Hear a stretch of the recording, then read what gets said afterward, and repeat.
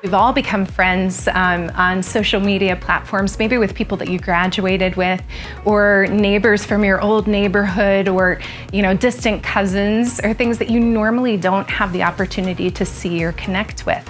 And it's so important that you utilize social media tools as a good way to really reach out and keep that connection going. So probably one of the things that I talk about a lot to my team is when people comment on your posts, make sure that you comment back, that you respond to them, and you respond to them personally, because that's part of what makes that connection. So you never know when distant cousin Aunt Sally 3 times over knows someone who might be moving to Southwest Florida within a year. She's going to think of you because you took the time to think of her and make that connection.